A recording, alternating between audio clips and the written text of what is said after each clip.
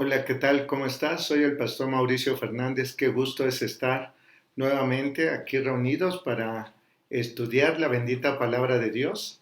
Estamos transmitiendo en vivo nuestro estudio sobre la gracia de Dios, un estudio que hemos ya avanzado, ya llevamos algunas sesiones sobre este tema. Es un tema muy importante, es un tema muy emocionante, pero sobre todo es la palabra bendita de Dios que nos transforma. Gracias por acompañarnos. Te invitamos a que visites nuestro canal de YouTube. Podrías usted encontrarlo como Congregación Hepzibah. Ahí usted va a encontrar diferentes estudios. Hemos grabado una diversidad ya de estudios que seguramente le van a ser de mucha bendición y también, de alguna forma, también van a contribuir para que usted pueda comprender un poquito más sobre el tema que estamos tratando en este día. Amén.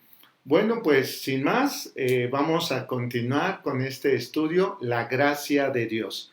Vamos a orar y vamos a ponernos en las manos del eterno y buen Dios para que el Santo Espíritu de Dios nos dé la sabiduría que viene de lo alto y podamos escudriñar y conocer los secretos que Él tiene preparado para nosotros. Amén. Precioso y buen Dios, te doy gracias por este tiempo, gracias por tu palabra, gracias Señor porque sabemos que tu palabra es verdad y es vida. Te exaltamos y te glorificamos, precioso y buen Dios. Bendíganos, Padre, bendice nuestra familia, líbranos de todo peligro, Señor Dios, y de todo mal. Estamos viviendo tiempos, Señor Dios, en donde pues se dicen muchas cosas de muerte, sin embargo tu palabra es palabra de poder y de vida. Te exaltamos y te glorificamos, precioso y buen Dios. Danos sabiduría en este estudio y guíanos, Señor Dios, en el nombre de Jesús. Aleluya. Amén. Bueno, pues vamos a comenzar. ¿Qué le parece si se va, por favor, a la carta del apóstol Pedro? Carta del apóstol Pedro, la primera carta. Y en el capítulo número 1, ahí es donde nos quedamos en la clase anterior.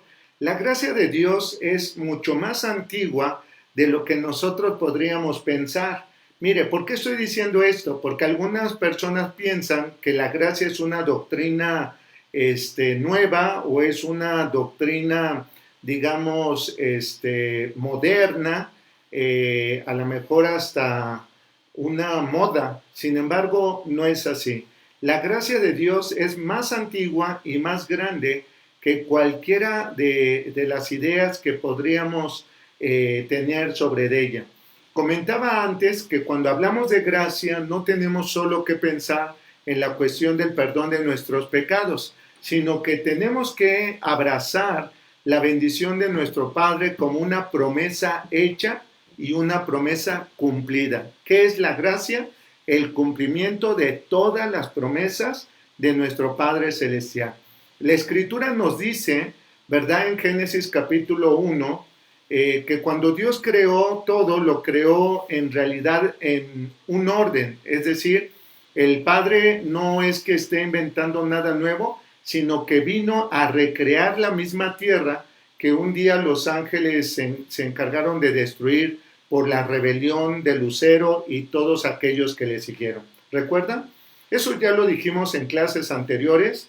También dijimos que la primera vez que se manifiesta la gracia de Dios es la promesa que Él da a la simiente de Adán de que el diablo sería derrotado. Claro, Adán toma consecuencia de sus actos porque no podemos entender gracia como diciendo como que borrón y cuenta nueva o como que no importa hagas lo que hagas.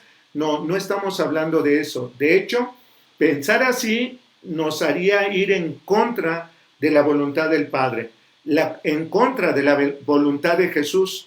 No sé si usted recuerde el texto donde Jesús dijo, sean santos como vuestro Padre Dios es santo.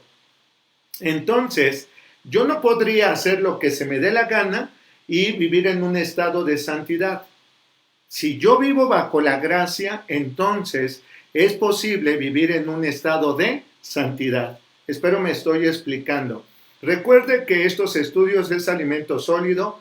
Le hemos invitado una y otra vez a que lea la Sagrada Escritura.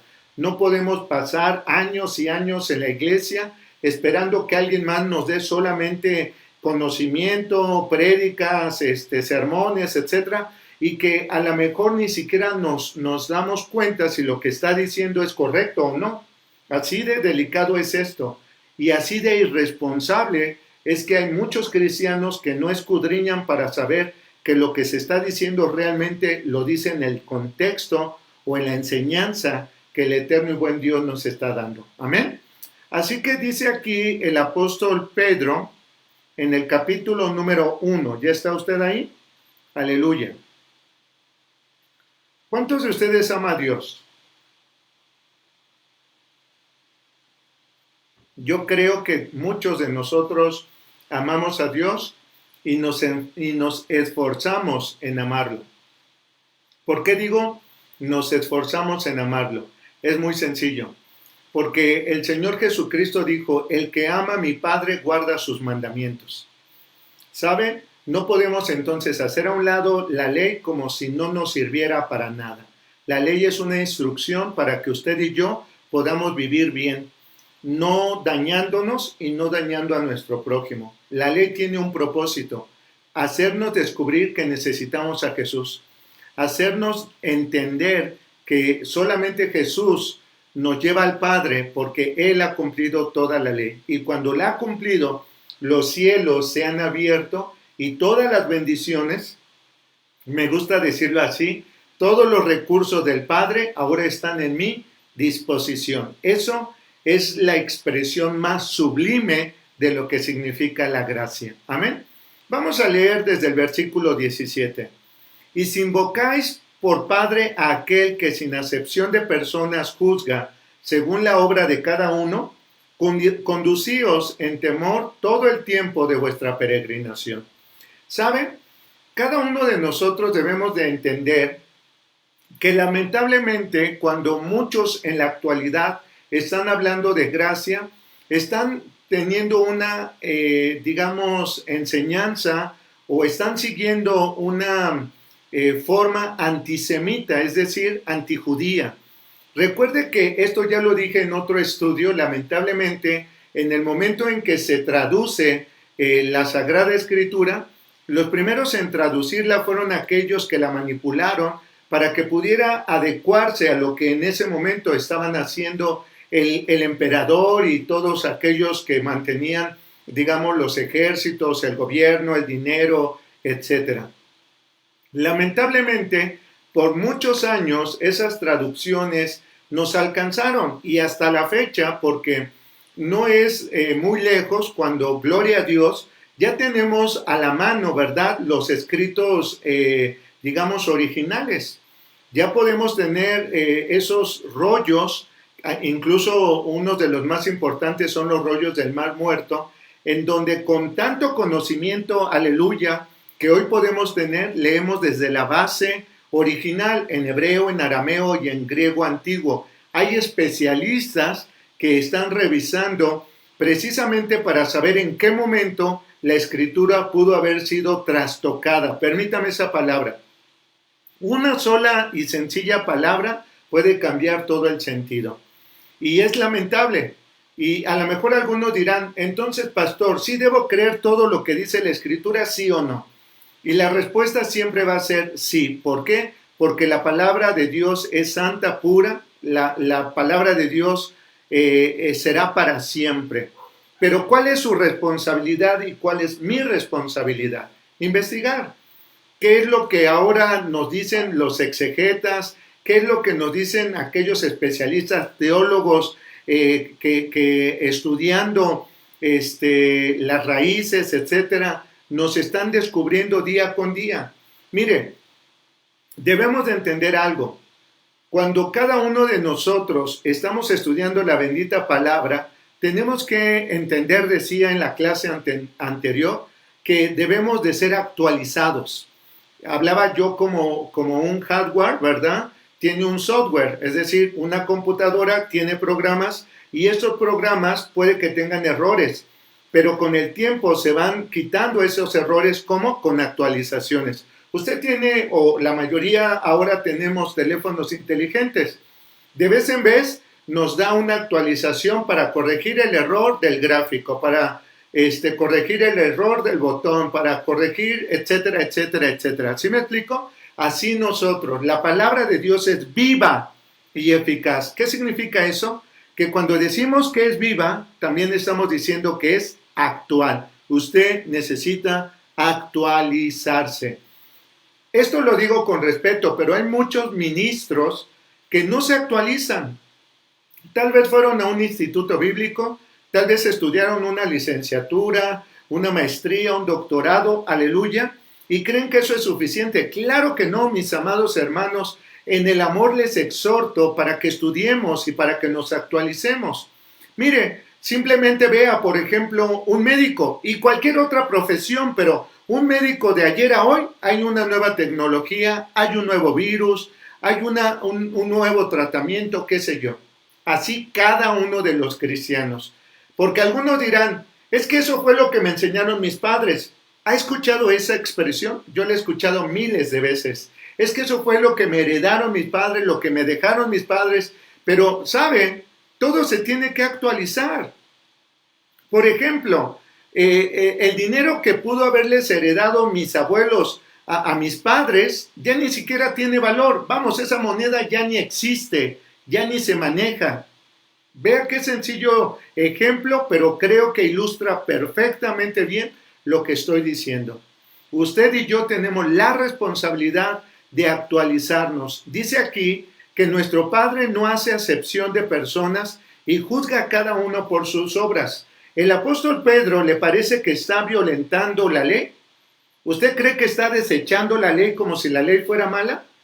¿Sabe? Los antisemitas, y muchos, sí lo voy a decir claramente, católicos en la época en donde se empezó a traducir la Biblia, la manipularon para poder ellos tener el respaldo de sus acciones, y muchas de ellas bastante perversas.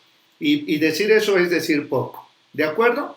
Hoy podemos darnos cuenta que el apóstol Pedro nos está exhortando como iglesia para que tengamos en mente que nuestro Padre sí revisa nuestras actitudes. Claro que sí. Es como un padre que dijera, yo amo a mi hijo y no me importa lo que haga. No, si no le importa lo que hace el hijo, entonces, ¿qué cree? Yo creo definitivamente que no lo ama, porque ni siquiera está consciente si lo que está haciendo podría costarle incluso la vida. Amén. Y luego dice aquí, conducidos en temor todo el tiempo de vuestra peregrinación. Y cuando dice el apóstol Pedro, que con temor todo este tiempo de nuestra peregrinación, sí, todo el tiempo mientras que estemos vivos. Aleluya. Pero dos, recuerde que aquí no está diciendo que sea para salvación. Esto creo que lo tenemos muy claro. La vida eterna no se obtiene por obras. La vida eterna no tiene nada que ver con que usted sea bueno o usted sea malo. Tiene que ver con el sacrificio que nuestro Señor Jesús hizo en la cruz del Calvario. Amén. Versículo 18. Sabiendo que fuiste rescatados de vuestra vana manera de vivir, la cual recibisteis de vuestros padres, no con cosas corruptibles como oro o plata. No está hablando de la ley, aunque algunos interpretan que el apóstol Pablo está hablando de la ley. No está hablando de eso, está hablando de cómo nuestros padres pudieron haber sido manipulados, influenciados por enseñanzas que vinieron a desplazar la bendita palabra de Dios. Es más, el Señor Jesucristo un día se los dijo claramente, ustedes invalidando la ley, la han cambiado a causa de ¿qué? De sus tradiciones, a causa de sus intereses. El mismo Señor Jesucristo se los estaba diciendo. ¿Sabe qué estamos leyendo en la carta de Pedro? Lo mismo que él escuchó y aprendió de Jesús. Lo mismo. No podemos hacer a un lado la palabra de Dios por nuestras tradiciones. Mire, antes de que muriera Juan Pablo II, hizo una lista en donde nombró varios hombres y mujeres que la iglesia tradicional o católica le llaman santos. ¿Y qué creen? Antes de que él muriera, esta lista decía, estas personas no tenemos ningún registro ni ninguna evidencia de que hayan existido. Por lo tanto, no pueden seguir considerados como santos. Y en muchos de los casos, ¿qué cree que hicieron? Los quitaron del santoral. Pero ocurrió que en algunos lugares había personas que dijeron, no me importa si existió o no existió, le voy a dar el nombre de uno de esos santos. Bueno, es una mujer, Santa Cecilia, que por cierto, no hace mucho fue como que la fiesta, ¿no? ¿Sabe? Santa Cecilia es una patrona de los músicos, no sé qué tanto se pueda decir, pero Juan Pablo II, el sumo pontífice de los católicos, la más alta, digamos, autoridad entre ellos, dijo, no existió. ¿Sabe qué dijeron algunos obispos? ¿Y sabe qué dijo algunos feligreses, es decir, la gente del pueblo? No me importa, yo voy a seguir adorando a mi santo. ¡Qué tremendo! A eso se refería Jesús y a eso se refiere el apóstol Pedro cuando dice que fuimos rescatados de una vana manera de vivir. Era en vano seguir creyendo y viviendo eso. ¿Por qué? Porque aunque la hayamos recibido de nuestros padres, eran cosas corruptas. Ahí lo dice literal. Léalo en su Biblia. Eran cosas corruptas.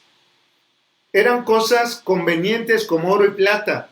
Perdóneme lo que voy a decir y si usted es católico, por favor no se ofenda. Solamente estoy interpretando la bendita palabra de Dios. ¿Sabe? Detrás hay muchísimo dinero. Por supuesto. Hay santos que le llaman los más taquilleros. ¿A qué se refieren? Pues donde la gente deja más dinero en sus limosnas.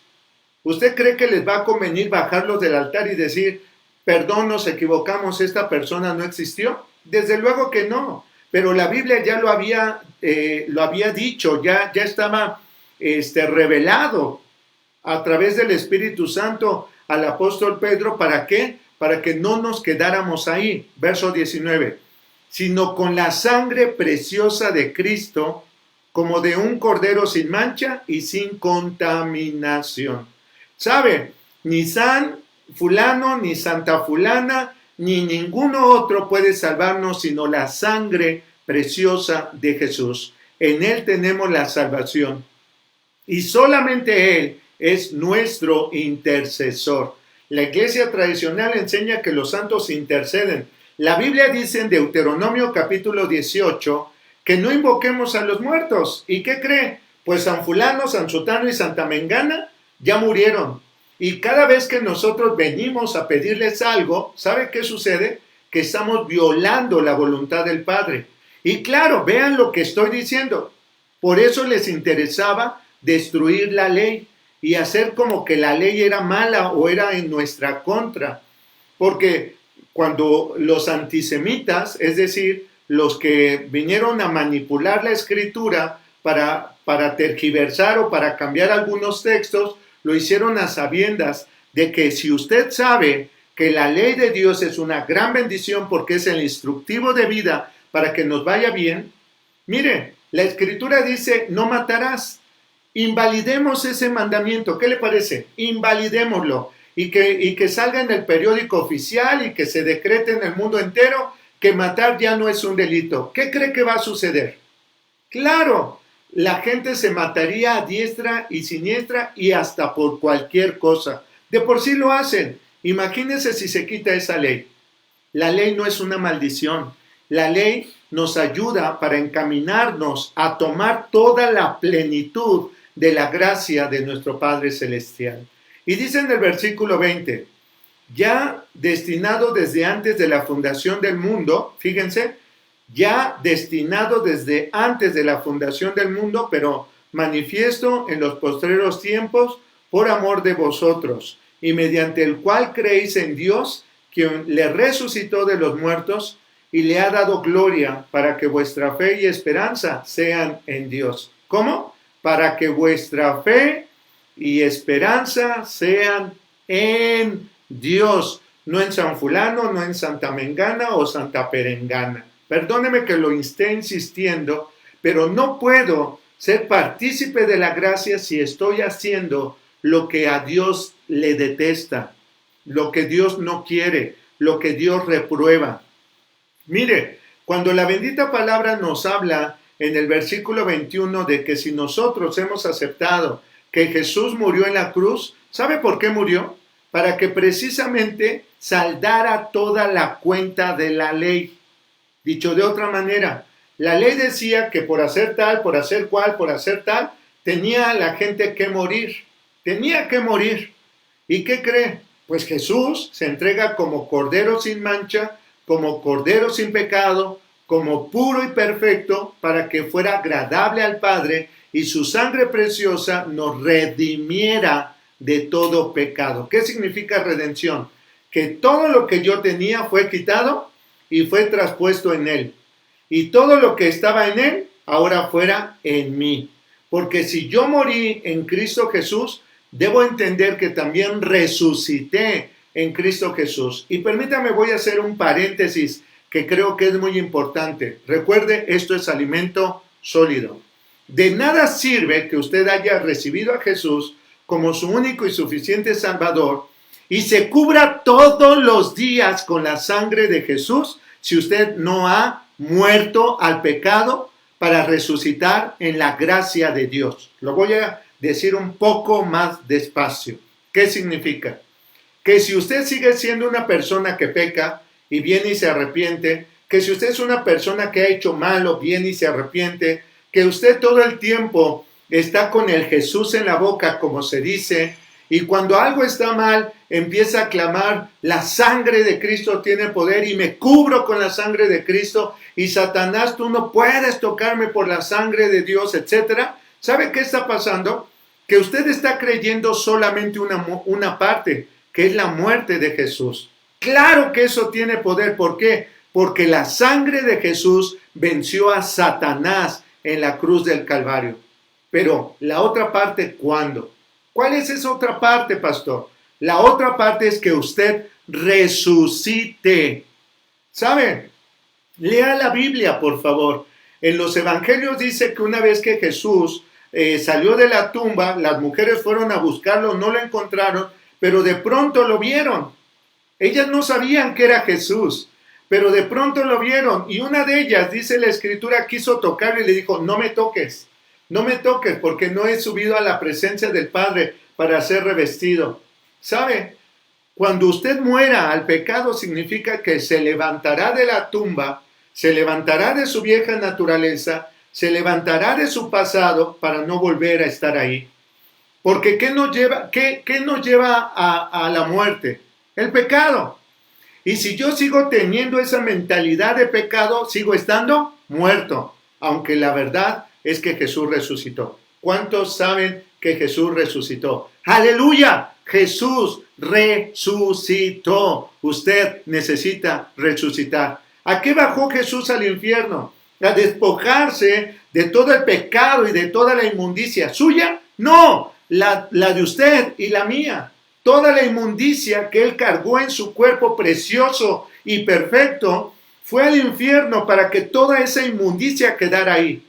Y se levantó, salió del infierno como limpio, perfecto, puro, sin mancha. Tanto que se presentó a la presencia del eterno y buen Dios, al Padre Celestial, y el Padre lo revistió nuevamente con todo su poder y gloria, porque Jesús es Dios. Amén. ¿Qué significa entonces? Que gracia es resucitar. Gracia es salir de la tumba. Gracia es saber que estaba muerto, pero hoy estoy vivo espiritualmente y que los recursos del cielo están dispuestos para mí. Aleluya, aleluya. ¿Sabe? Gracia va más allá que solamente creer que el Antiguo Testamento es como si estuviera solamente para darme de golpes y azotes. No, el Antiguo Testamento, aleluya, es la guía para que yo no sufra. Es la nana. ¿Lo ha leído? Búsquelo. Qué hermoso versículo. La ley es la nana. Nos cuida, nos protege, nos advierte, nos reprende, nos alinea. ¿Sabe para qué? Para que el día de mañana no crezcamos en inmundicia. Lo dice el libro de Proverbios. Cuando tú instruyes al niño mientras que es pequeño, cuando es viejo no se aparta del camino. ¿Quién es el camino? Jesús es el camino. ¿Cuál es el camino? La voluntad del Padre. ¡Aleluya! Todo viene perfectamente bien entrelazado porque uno solo es el mensaje. Una sola es la voluntad, la de nuestro Padre Celestial que vive y reina por siempre y para siempre. ¡Aleluya! Amén. Vea usted, a veces hay gente inexperta de la palabra que dice, es que el Antiguo Testamento solamente nos habla de dureza, de rudeza, de maldición, de muerte, de que te equivocas y te saquen y te maten. Claro, ¿sabe por qué? Porque el mundo estaba desordenado, estaba invadido de inmundicia por haber escuchado a Satanás. Dios interviene. Vea qué amor tan grande de nuestro Padre, que Él mismo se considera a sí mismo sacrificarse. Es tanto su amor que prefiere sacrificarse Él mismo. Y me estoy refiriendo a Jesús. ¿Para qué? Para que usted no muera, sino que viva. ¡Qué tremenda revelación! Ese es el amor de Dios. Es algo bien diferente a lo que me enseñaron en la iglesia tradicional, en donde me enseñaron que yo tenía que estarme arrepintiendo, confesándome, pagando la penitencia, etc.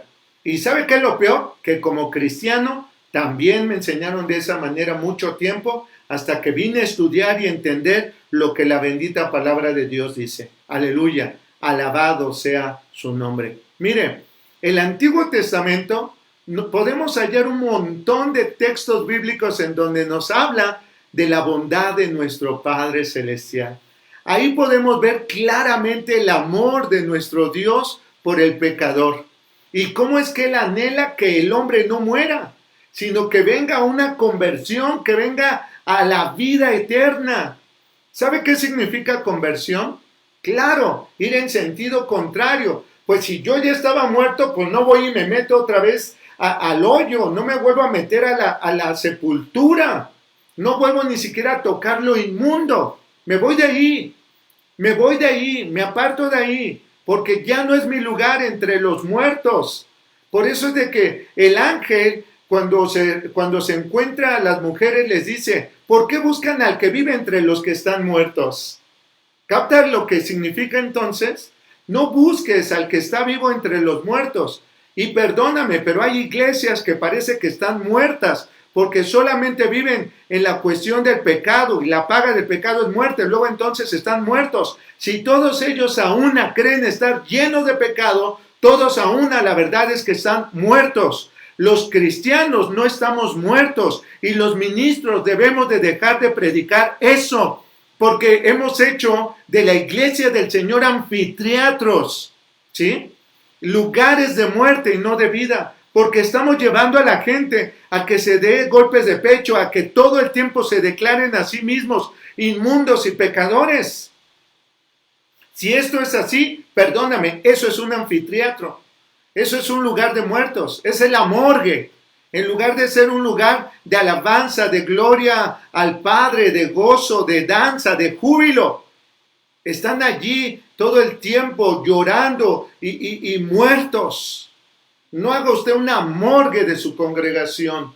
Gocémonos, dancemos, alabemos, glorifiquemos, porque estamos vivos. Estábamos muertos, mas ahora, aleluya, vivimos. Y esto no solo es porque hemos recibido a Jesús, sino porque el Padre nunca ha dejado de amarnos.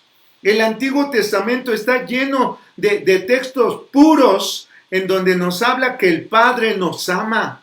Pero claro, nos enseñaron una doctrina en contra de lo que la palabra de Dios dice, en contra de los judíos, desde luego. Y como los judíos se apegan, pero al pie de la letra, a lo que dice la Torá, pues entonces tergiversaron y manipularon a la hora de traducir la Torá.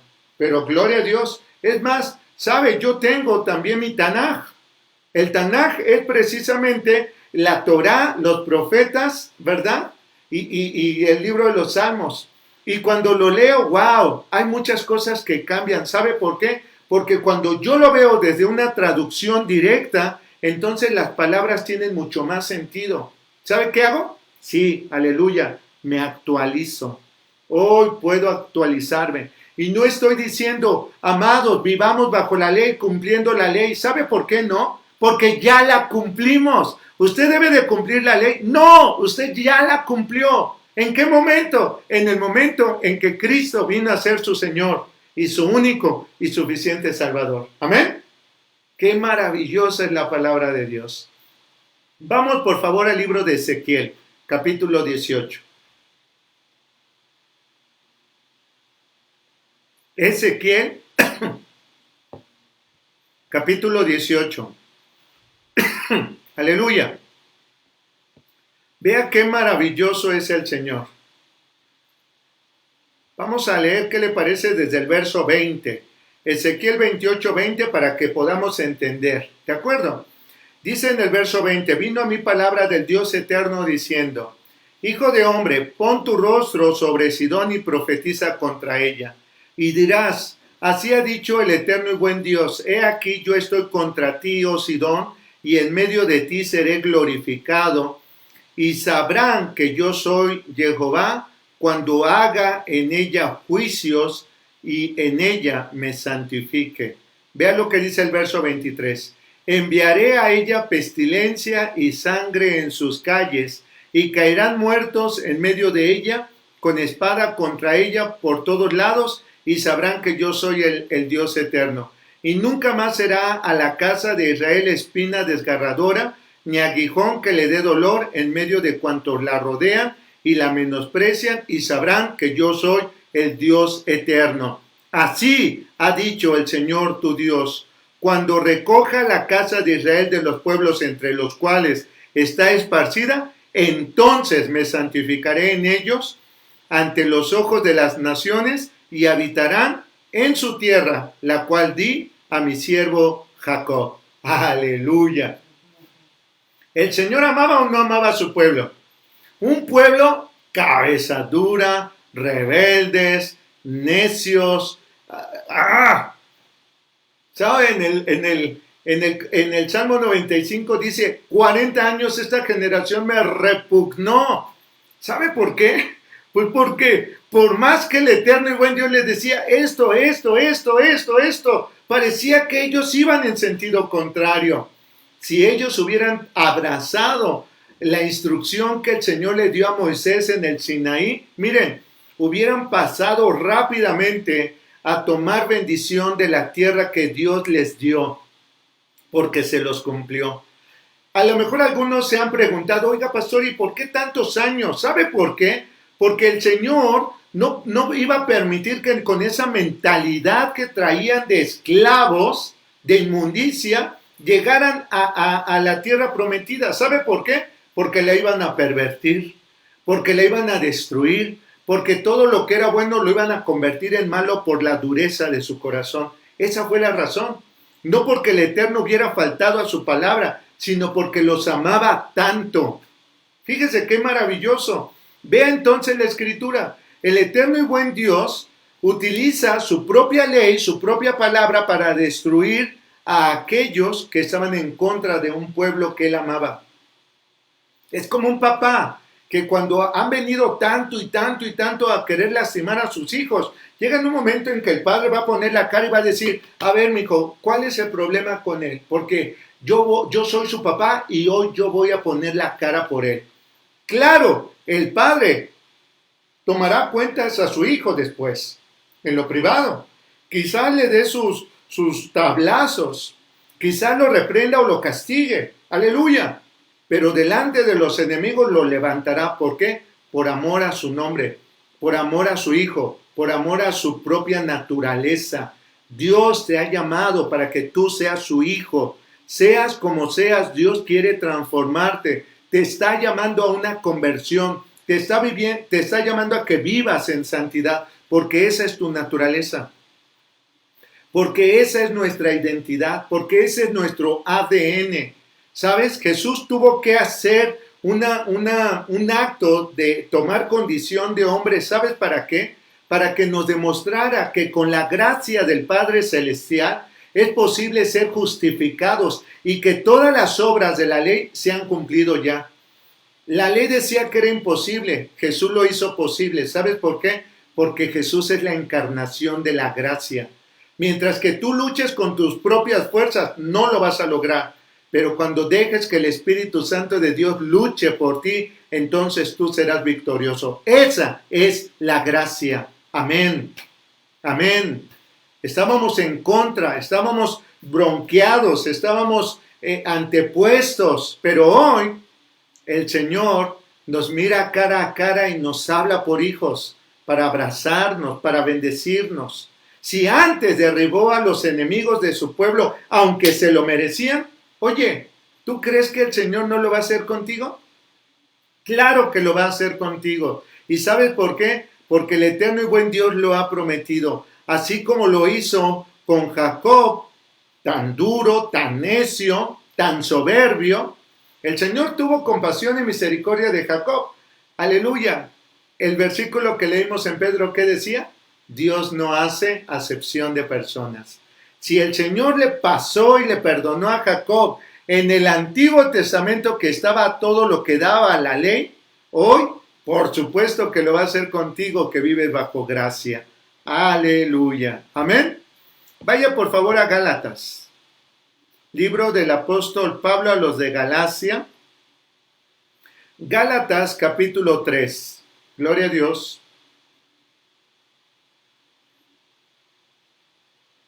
Gálatas capítulo 3. ¿Estamos aprendiendo cosas hermosas? ¿Verdad que sí? La palabra de Dios es hermosa. Claro que sí. Versículo 10. Gálatas capítulo 3, verso 10. Porque todos los que dependen de las obras de la ley están bajo maldición. Pues escrito está: maldito todo aquel que no permaneciere en todas las cosas escritas en el libro de la ley para hacerlas. Ya sé. Algunos dirán, entonces, ¿qué onda, pastor? Ok, vamos a decir lo que dice la palabra. Todos los que dependen de las obras de la ley están bajo maldición. Es decir, aquellos que violentan la ley van a tener para sí maldición. Aquellos que cumplan la ley van a tener para sí bendición. Eso dice en Deuteronomio 28. La bronca está en que aquí hacen parecer como que las obras nos llevan a maldición y no. Perdón, la ley nos lleva a maldición y no. Lo que nos lleva a maldición, ¿qué son? Las obras. Otra vez, perdón, es que me equivoqué por querer hablar muy rápido. ¿De acuerdo? No es la ley la que nos hace estar bajo maldición, sino las obras que se oponen a la ley es lo que acarrean para nosotros maldición. ¿Es claro lo que digo? Fíjese bien, si usted se va al libro del Deuteronomio, en el capítulo 28, en el versículo 1 dice: si tú guardares todos los estatutos y todas las leyes que mi siervo Moisés te da, y las guardares y vivieras en ellas sin apartarte a derecha o izquierda, todas estas bendiciones vendrán y te alcanzarán. Bendito serás en la ciudad, en el campo, y etcétera, etcétera, etcétera. Vienen tremendas bendiciones. Claro, yo obro bien, pues voy a ver que mi buena obra va a traer fruto, va a traer consecuencia. Voy a ser bendecido y voy a ser prosperado. Pongo en alto el nombre de mi Padre. Versículo 15. Pero si tú te apartares de esta ley que tu siervo Moisés te da, para no hacerlas, entonces todas estas maldiciones vendrán y te alcanzarán. ¿Es la ley o son las obras? Aleluya. Ve entonces, porque todos los que dependen de las obras, ¿por la ley son bendecidos o por la ley son maldecidos? ¿Qué tú quieres? Lo que tú decidas hacer. Lo voy a decir más despacio. Si yo hoy salgo y mato a alguien, entonces la ley me puede caer encima y yo voy a tener que ir a la cárcel y pagar por haber matado a ese alguien. 10, 15, 20 años, dependiendo el lugar donde yo esté habitando. En algunos lugares es pena de muerte. ¿Pero fue por la ley o fue por mis obras? Y luego dice, pues escrito está: maldito todo aquel que no permaneciere en todas las cosas escritas en el libro de la ley para hacerlas. Ok, aquí pareciera como que está hablando que si, por ejemplo, yo he escuchado a algunos predicadores que se refieren en este versículo a la cruz, porque maldito es aquel que es puesto en la cruz. Son cosas completamente diferentes, ¿de acuerdo? Primero quiero que te quites ese concepto. Segundo, maldito todo aquel que no permaneciere. Entonces, ¿tú quieres ser maldito? No, entonces permanece en la ley. Lo dice claramente, otra vez, Gálatas capítulo 3, versículo 10. Gálatas 3:10. Maldito todo aquel que no permaneciere en todas las cosas escritas en el libro de la ley, para hacerlas. ¿Tú quieres que te vaya mal? Haz lo que se te dé la gana. Sea un anarquista. Tira por la borda lo que Dios está diciendo que hagamos o dejemos de hacer. Es tu decisión, pero las consecuencias de esa decisión tú las sufrirás. ¿De acuerdo? ¿Ya quedó claro? Aleluya. Versículo 11. Y que por la ley ninguno se justifica para con Dios es evidente, porque el justo, ¿cómo dice? Por la fe vivirá. ¿Pero cómo viene la fe? Pues por la palabra. ¿Y qué es la palabra? Pues la misma ley. Jesús mismo es la ley encarnada. ¿Lo recuerda? No es tan difícil, amados hermanos. Solo es cuestión de que leamos con cuidado la bendita palabra. ¿Quién me justifica? Jesús. ¿Por qué? Porque Él es la misma ley cumplida al pie de la letra. En Cristo Jesús yo vivo. Esa es mi fe. ¿Y qué sostiene mi fe? Pues la palabra. La misma palabra que es Él mismo. El verbo de Dios hecho carne. Mire, parece que no hemos avanzado mucho. Tal vez, híjole, me quisiera ir un poco más rápido, pero no quiero correr, porque creo que este estudio es clave para transformarnos, para tener una vida de verdad en el sentido correcto de la perfecta voluntad de nuestro Padre, para que haya una real conversión. Nos quitemos de rollos religiosos que lo único que nos han hecho es quedarnos atorados, no crecemos, somos como niños después de tantos años, pudiendo ya ser maestros. Qué tremendo, ¿no es cierto? Pues aleluya. Gracias a Dios porque hemos tenido este tiempo, se me acabó el tiempo, lo lamento mucho, pero te mando un fuerte abrazo. Quédate con este pensamiento, por favor. Aquí la palabra nos dice claramente que el Señor está buscando un pueblo perfectamente puro. ¿Puro por qué? Pues por su amor, por cumplir la palabra que el Señor le dio por promesa primero a Abraham. Y que Él, digamos así, como que la sella o la renueva con Moisés. ¿Sabe? No es nosotros lo que podemos o no hacer. Ya se comprobó que somos tan torpes, por decirlo así, que nos equivocamos una y otra vez, y entonces tuvo que venir Jesús para decirnos, tú crees que no puedes, porque así te han enseñado, pero yo quiero que tú sepas que sí puedes, porque yo te he santificado. Así que, mis santos del Señor, mis santos hermanos en Cristo Jesús, les bendigo con la bendita palabra de Dios. Amén. Vamos a quedarnos ahí, si Dios lo permite, continuaremos en la próxima sesión. Que el eterno y buen Dios te bendiga. Déjame orar por ti. Precioso y buen Dios, Padre, te doy gracias por la vida de cada una de las personas que están viendo o escuchando este estudio. Precioso y buen Dios, papá, te ruego, guárdanos en el hueco de tu mano. No permitas que nada ni nadie nos aparte de ti, ni a derecha ni a izquierda, sino que permaneciendo en ti y en tu palabra podamos ser edificados y perfeccionados. Precioso y buen Dios, bendiga nuestra congregación, bendiga su iglesia, Señor Dios. No permita que tengamos en nuestra mente o en nuestro corazón doctrinas que van en contra de tu perfecta voluntad, sino que conociendo tu voluntad, Señor Dios, seamos transformados y perfeccionados en la santidad de ser tus hijos. Papito lindo, gracias por este estudio. Danos más revelación, te lo ruego en el nombre de Jesús. Que el eterno y buen Dios te bendiga y te guarde. Que el Señor haga resplandecer su rostro sobre ti y te conceda la paz. Que el eterno Dios te bendiga y yo te bendigo en el nombre del Padre, de Jesús y del Espíritu Santo de Dios. Aleluya. Amén. Pues muchísimas gracias. Nos estamos viendo en la próxima clase. No te la pierdas, por favor. Comparte esa enseñanza. Recuerda suscribirte en nuestro canal de YouTube. ¿De acuerdo? Te mando de verdad, mi más sincero cariño y respeto. Que la paz del Eterno sea contigo. Aleluya. Amén.